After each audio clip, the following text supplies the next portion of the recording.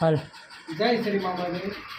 અત્યારે અમે તળાજા તાલુકાના દિહોર ગામથી આવીએ છીએ. તળાજા તાલુકાના ભદ્રાવળ ગામે આવ્યા છે. આપણે કાળુ દાદાને ત્યાં ફકીર કાળુ દાદાને ત્યાં અમે આવેલ છીએ અને દાદા આવ બીમાર પરિસ્થિતિમાં છે.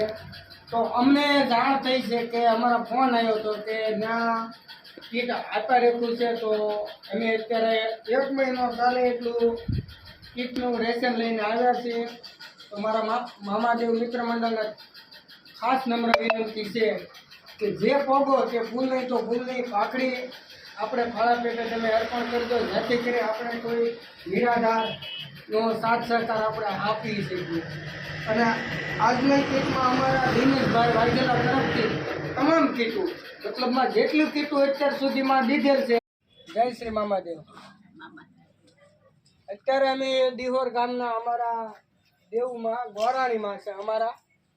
તો તેને 1 મહિનો ચાલે એટલું મામાદેવ મિત્ર મંડળ દ્વારા 1 મહિનો ચાલે એટલું અમે રેશન લઈને આવ્યા છીએ. તેમાં તમામ કીટોનો લોટનો ખર્ચો અમારા દિનેશભાઈ વાઘેલા તરફથી છે.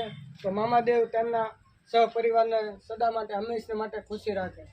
તો ગોરાણીમાં આ જે છે આ અમે બધા જેટલા મિત્ર મંડળ છે અમારા મામાદેવનું ગ્રુપ છે.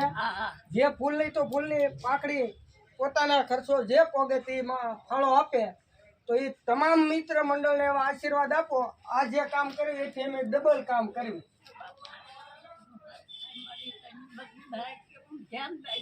અને બીજું ખાસ નમ્ર વિનંતી છે કે આજુબાજુના ગામમાં કોઈ બી નિરાધાર હોય તો અમારા મામાદેવ મિત્ર મંડળનો સંપર્ક કરવો. અને 2 નંબર આપેલા છે.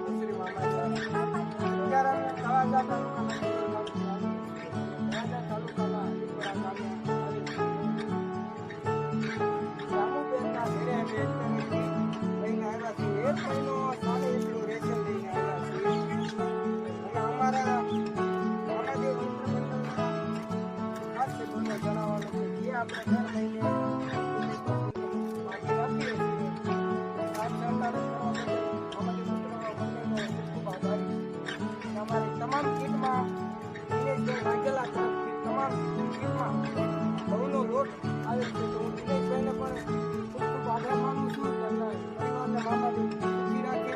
મામાદેવ આ પાણીની પરિસ્થિતિ ખૂબ ખરાબ છે.